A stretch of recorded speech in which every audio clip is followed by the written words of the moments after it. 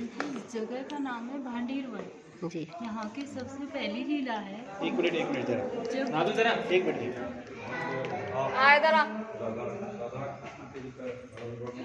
बैठ जाओ आराम से नीचे।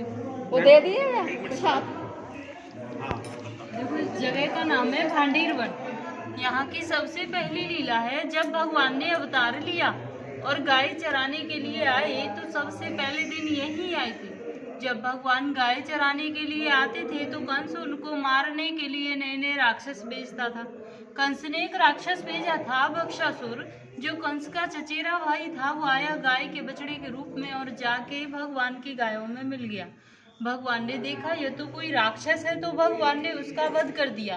तो ग्वाल वाल कहने लगे, कन्हैया तूने गाय के बछड़े की हत्या कर दी, तू गौ हत्यारा हो गया, तुझे सभी तीर्थों का स्नान करना होगा।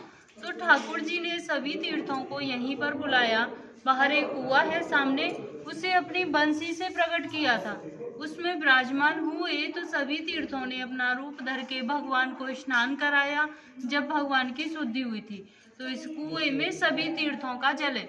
जब कभी भी सौमती या अमावस्या होती है तो इस कुएं का जल सफेद हो जाता है।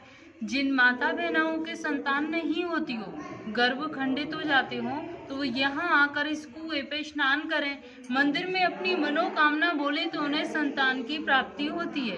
दूसरी लीला है राधा कृष्ण के विवाह की, जो बहुत से लोगों को नहीं पता है कि राधा कृष्ण की शादी हुई है। पता इसलिए नहीं है कि ज्यादातर लोग भागवत सुनते हैं और भागवत में इसके बारे में कोई जानकारी नहीं आती है। जैसे हमारे 18 पुराण है, उनमें से एक आता है ब्रह्म वैवर्त पुराण। उसमें दिया गया है कि राधा कृष्ण की शादी इसी स्थान पर ब्रह्मा जी ने कराई थी और ब्रह्मा जी ने ही कन्यादान किया था। हमारे हिंदू रीति में जो विधि होती है वो सब पूरी हुई थी, जैसे वेद मंत्रों की, हवन की, फेराओं की। लास्ट में एक विधि होती है मांग में सिंदूर भरने की। जब तक सिंदूर नहीं भरा जाता शादी मान्य नहीं होती है। तो आप सभी यहाँ पर ध्यान से दर्शन करना। यहाँ पर ठाकुर जी राधा रानी की मांग में सिंदूर भरते हुए, हाथ दिखाई दे रहा है ना, मुकुट के ऊपर हाथ है और ऐसे चुटकी बनी हुई है। ये पूरे संसार में एक ही मंदिर है जहाँ भगवान के ऐसे अद्भुत शादी के दर्शन यहाँ पर होते हैं। नहीं तो जहाँ कहीं भी दर्शन करोगे बंसी बजाते हुए करोगे। यहाँ पर ठाकुर जी के हाथ में बंसी नहीं है। बंसी इसलिए नहीं है, जब शादी हो रही थी तो ठाकुर जी ने बंसी को अपने पास रख लिया था पूजा के टाइम पर, तो उस बंसी को राधे जी ने चुरा लिया। तब से हमारे यहाँ पे आज भी एक प्रथा है कि जब लड़का लड़की की शादी होती है तो वहाँ मंडप के नीचे से लड़के की एक चीज चुराई जाती है। चुराई जाती है ना, जूते चुराए जाते हैं। तो भगवान ने तो जूते पहने ही नहीं थे, तो चोरी कहाँ से होते। और राधा रानी की कोई बहन नहीं थी। जहाँ शादी हुई थी वह भी देवताओं के मध्य में हुई थी, तो वहां पर सखी भी कोई नहीं थी। इसलिए राधा रानी ने स्वयं भगवान की बंसी को चुरा लिया।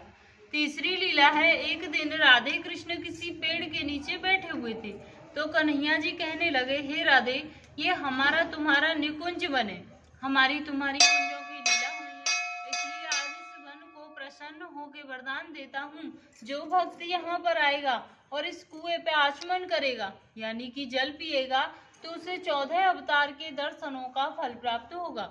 कुआं पे स्नान करेगा तो उसके जाने अनजाने के जो भी पाप हैं सब नष्ट हो जाएंगे। मंदिर में बैठकर कोई मनोकामना मांगेगा तो उसकी मनोकामनाओं को पूरी करूंगा। या फिर कोई भक्त यहाँ पर एक रात्रि निवास करेगा, कुआं पे स्नान करेगा, फिर भांडीर बिहारी के दर्शन करेगा तो उसे गौलोक की प्राप्ति होगी। यहाँ बैठकर कोई चीज खाएगा तो उसे इंद्रलोक की प्राप्ति होगी। या फिर यहाँ पर कोई गौदान करेगा तो उसकी 73 पीढ़ियों का उद्धार होगा। इतना सुनने के बाद राधा रानी घबरा गई, बोली, हे प्रभु, आपने तो इतने वरदान दे दिए, इतना होने पर तो यहाँ भक्तों की इतनी भीड़ लग जाएगी कि 24 घंटे भक्त रहेंगे, हमारे तुम्हारे मिलने में बाधा पड़ जाएगी प्रभु। तो ठाकुर जी बोले, हे राधे, गोपनीयम, ये मेरा गुप्त स्थान है, यहाँ पर हर कोई नहीं आ सकता। जिसके ऊपर मेरी विशेष कृपा होगी वही भक्त यहाँ पर आ सकता है, अन्यथा मैं किसी को आने नहीं दूंगा। तो जिन भक्तों के ऊपर ठाकुर जी की विशेष कृपा होती है वही भक्त यहाँ तक पहुँच पाते हैं, नहीं तो बहुत से लोगों को यहाँ के बारे में पता ही नहीं है। श्री राधे। बोल राधा।